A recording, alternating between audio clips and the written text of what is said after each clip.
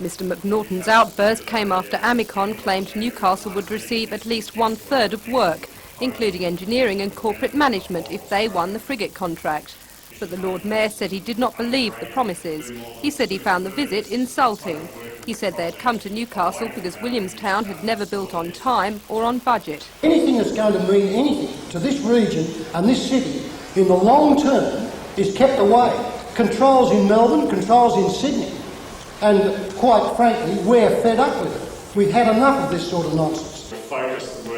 When Amicon said it would develop the former state dockyard to carry out work, Mr McNaughton retorted that Newcastle City Council had not been approached. Mr White said Melbourne-based tender work was already being carried out in Newcastle, and it made commercial sense for more work to be contracted out.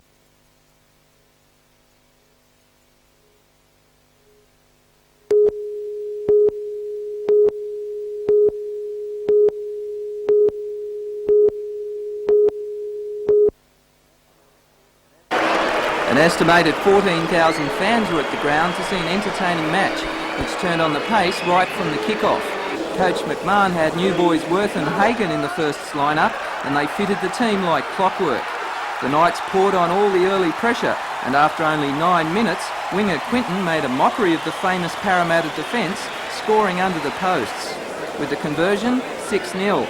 Newcastle's forwards dominated the rucks, with lock forward Glanville regularly breaking the first line.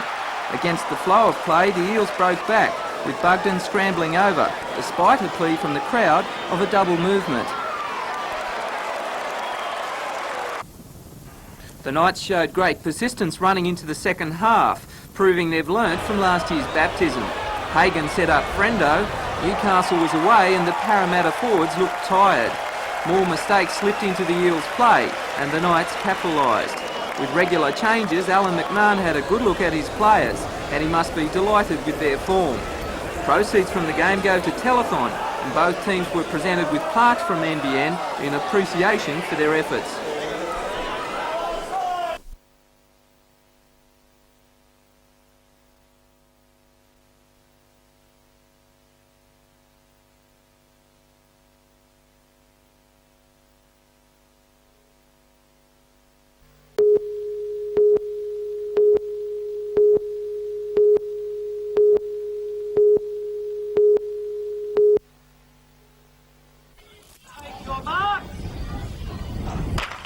Around 25 primary schools sent their best swimmers along to Lambton Pool to race in backstroke, breaststroke, butterfly, medley, freestyle, relays and also diving.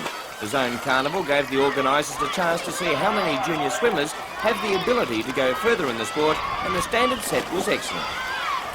The schools have vetted a lot of the children, and this year we've got a lot of good swimmers, good quality swimmers, particularly in the 10, 11-year-old bracket, and they're quite outstanding.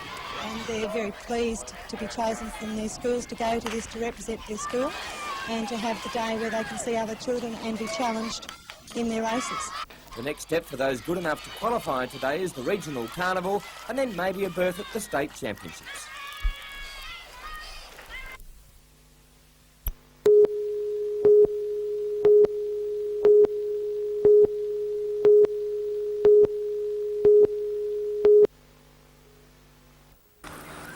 It's been at least 10 years since an alderman was asked to leave a council meeting at Lake Macquarie. Last night's uproar followed debate over the inclusion of NRMA pamphlets with ratepayers' notices. Alderman Carley says he was not permitted to speak to motions put to council, and so moved a dissension motion against the meeting chairman, Alderman Bob Toussis. Mayor Ivan Welsh then took the chair, and when Alderman Carley continued to speak, told Alderman Carley he was in contempt of council. After an adjournment, Alderman Carley refused to apologise and was finally asked to leave. I was held in contempt, but it was brought on as a result of the way in which the chairperson of the evening, Alderman Toussis, ran the meeting. It was, I believe, it was as a result of how he conducted himself at that meeting that I eventually was asked to leave the chambers. Mayor Ivan Welsh denies Alderman Carley wasn't given the opportunity to speak and says the alderman was only asked to leave because he wouldn't obey the chairman's request to be quiet. When the chair stands, everybody resumes their seat and stops talking. And I did that, and while on my feet, I pointed out, I think at least 4 times, that he was out of order. He claims that he was denied the freedom of speech. Do you agree with that? It had nothing to do with it. He was disobeying a direction of the chair. That's what he was ejected for, nothing else. Now Alderman Carley has been told he must apologise before attending another council meeting. This afternoon, Alderman Carley said if he had presented himself in a manner inappropriate to the expectations of the Local Government Act, he would apologise. But he says that has yet to be determined. If Alderman Carley doesn't apologise, he may no longer be an alderman. He won't be an alderman if he doesn't apologise. After 3 meetings, it's another rule of the Local Government Act, he's out.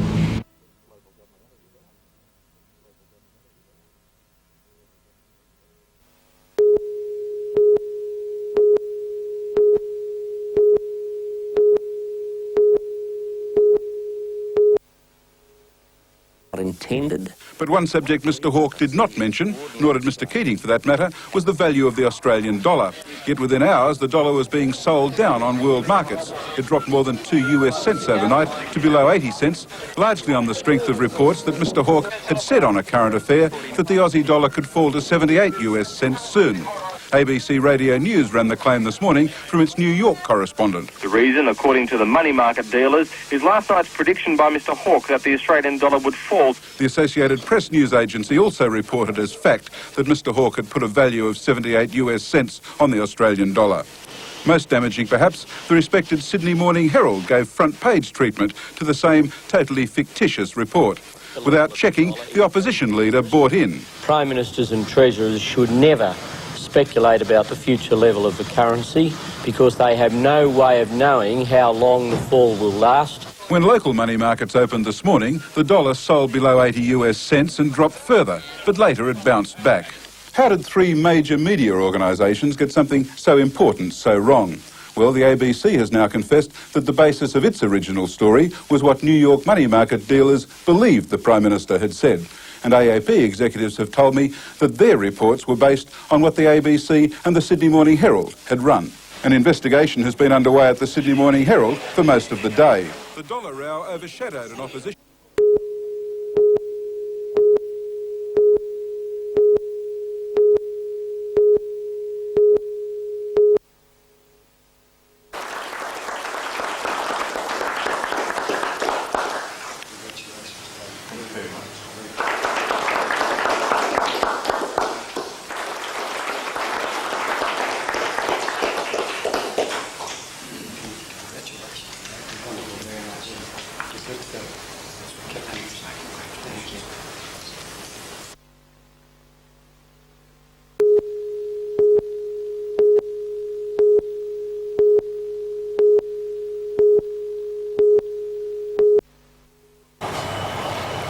The Socceroos are really a new-look side, with the likes of Yankos, Mitchell and Farina out with playing commitments overseas.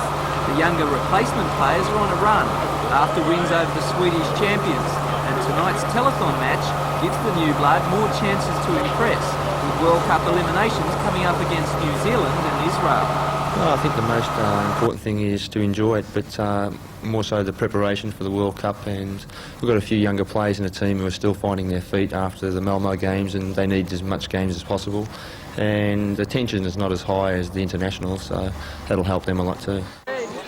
When the two sides met last September, Austral stunned the Socceroos, narrowly going down 2-0. With an ounce of luck, it could have been a different story. Aussie captain Alan Davidson says he expects another tough match tonight. They're playing against the Australian team, and everyone will lift themselves. They're playing against the bigger name players, and you know they're going to go out there and try to win the game. So, and for us, it's a hard game, and you know every team we encounter that we play sort of are always giving us a hard battle. Play kicks off at 7 o'clock at Austral Park, Birmingham Gardens.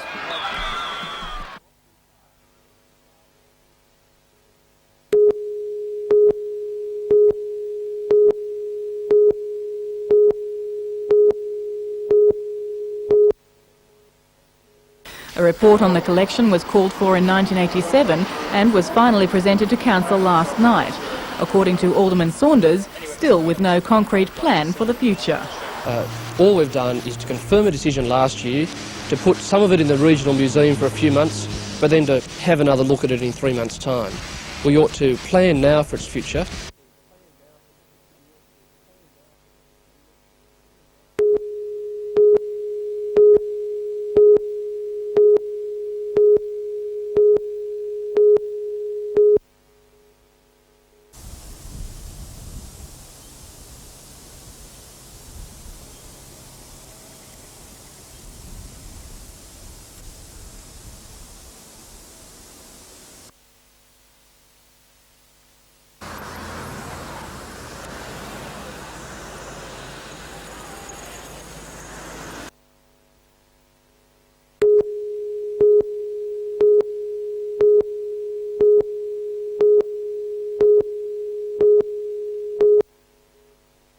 Hill, with shopping and marina facilities, another proposal, a 400-bed hotel, then early this year, in conjunction with the Japanese-owned Nara Group, on environmental rather than commercial grounds, and would prevent the public using the waterfront. Treasure a 24-year-old structure under a permanent conservation order.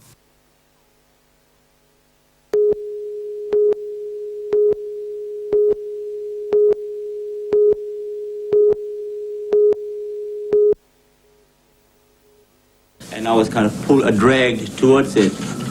Then I saw, it was a matter of seconds. Then I saw at least about 4 people. I couldn't identify them. I just saw them going out. And I said, I'll be next. But despite having his socks and shoes torn from his body, Khan admits he was one of the lucky ones. I have been player in a massive game of Russian roulette. I have barely managed as a winner 9 fellow passengers. Some of them Australian obviously have not.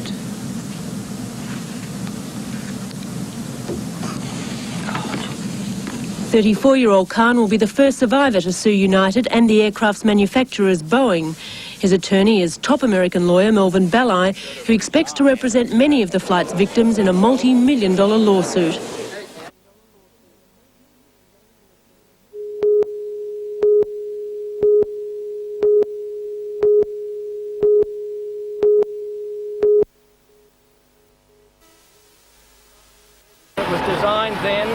Charlie's award is the largest in the 74-year history of the suggestion program and warranted a special trip to Newcastle by SRA boss Ross Sayers. Under the scheme, employees are paid 15% of the savings made in the first 3 years by any suggestion of theirs which is put in place. Charlie invented a time delay device which reduces wear on diesel locomotive clutches, saving the SRA around $100,000 a year in maintenance costs. Before a payment is made, each idea is examined to ensure it is original and implemented to assess the possible savings. The assessment process is so involved it takes quite some time, even years. Charlie submitted his idea back in 1985, so it came as quite a shock to him when he found he was to receive the money. He's been retired for 2.5 years. I'm definitely surprised about the amount I've got, yes. And what are you going to do with it? Well, I have 2 children, who they're number 1, of course, and I shall probably have another trip over to England.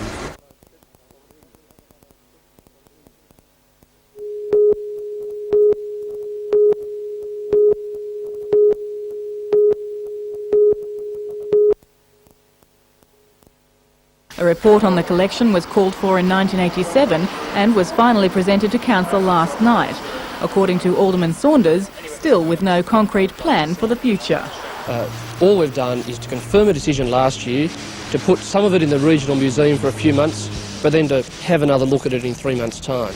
We ought to plan now for its future. There's been a 4-year delay already. We bought it more than 4 years ago. The report that came up last night was called for more than 2 years ago. There's total procrastination and delay, and we ought to get on about it right now. He says council should look at whether it can house the collection, whether it is a going concern as a separate museum, or if it could or should be linked with the regional museum. He says it should also be considered if the collection would be of a cost or benefit to the community. But if the result of all that is that it's only going to cost us money, then we should sell it. I hope that doesn't come to that, but that's the end result.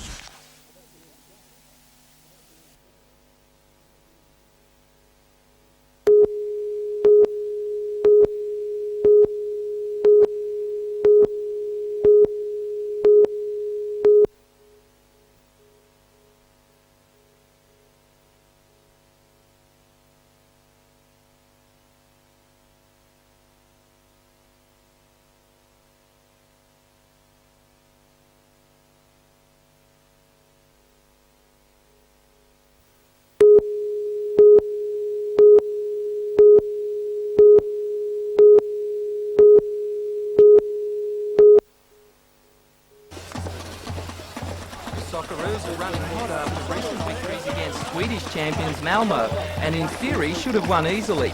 With World Cup elimination matches against Israel and New Zealand coming up, positions in the national team are up for grabs, and the Socceroos pulled out all stops to impress selectors. The visitors scored an early point with a goal from Wade after 3 minutes, and it looked as though it may have been a stampede. But Austral plugged away, and through good defence kept in the match. Here Austral's keeper Carter punches the ball away after a powerful shot from striker Ollerenshaw. Elphick was looking for goals after a bag of them in his last matches, but Olver covered his attempts. In the 25th minute, the Socceroos grabbed their second goal after Ollerenshaw was tackled in the penalty box. Crino took the penalty and Carter was unable to save it. The game turned into one of survival for Austral, who frustrated the Australian attack with safety-first football. Elphick never gave up trying, and despite the 2-0 loss, Austral fans can be pleased with the effort against a world-class side.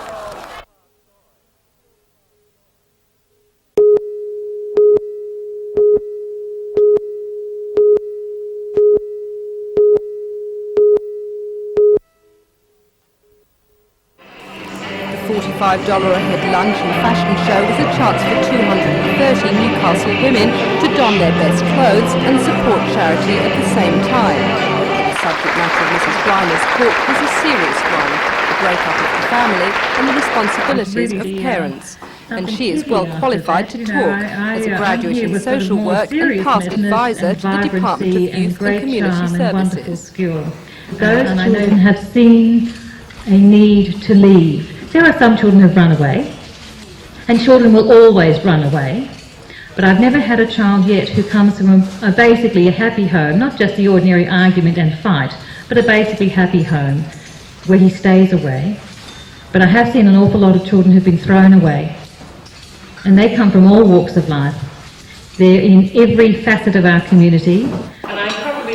While community support programs like the Salvation Army and Newcastle Youth Services are needed, the solution to the problem has to be traced back to the parents, she said. You know, you can't go out there and build 45,000 refuges. That is not the answer. You've got to track it back to say if there are 20,000 children out there, there are 40,000 parents who have had some kind of a problem with this child.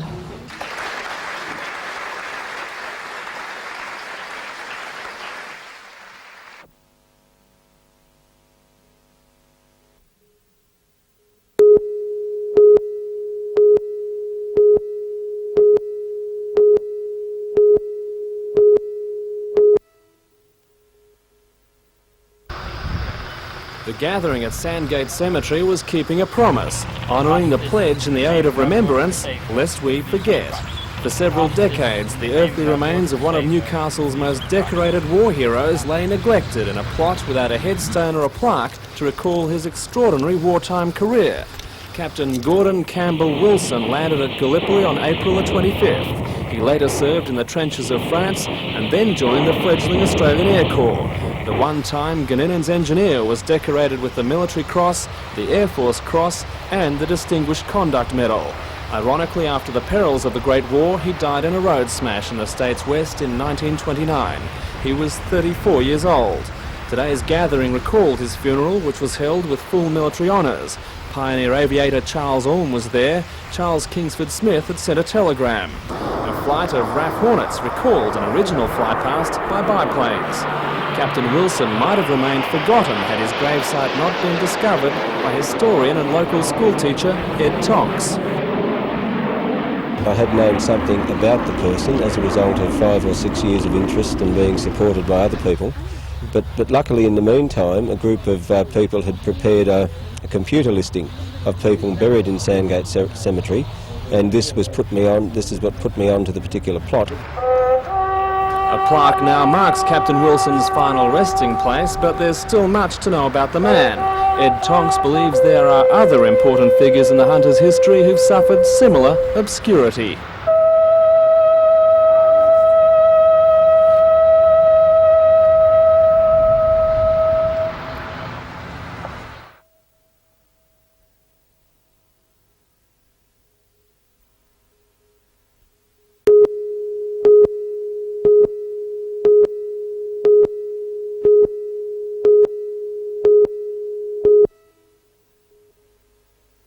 At the 600-metre mark, Wai Prince was an easy leader but was starting to tire and drift back to the field. As the other runners made up ground at the 400, the number 2 horse Engrossing got right up on the heels of Wai Prince, and down went Wai Prince, bringing 4 other runners with him. Up towards the turn on the TJ Smith horse, it's Dissertation in front. Mr. Foxtrot tries to go with Dissertation. Oh, there's a fall! There's a bad fall! There's 6 or 7 of them down. As a result of the fall, all 5 jockeys were transported to Wyong Hospital. Paul Sylvester has lacerations, Adrian Robinson a suspected broken collarbone, Darren Beedman a suspected broken arm, Kevin Ring has broken ribs, and Stephen Parr concussion. The 3-year-old filly Lani Lass had to be destroyed. 11-4 chance Dissertation went on to take out the race. Builder Boy trying to wear Dissertation down. Dissertation's in front. He's got them beaten. And Dissertation wins the Wyong Guineas, which has been marred by a very bad fall. Second home, Builder Boy, and third in was Mocker, followed by back home, Mr. Foxtrot, Tour of Duty, Granville. Then came Ambassador Rowe, Hadrian's Valet, Mighty Amore, and here...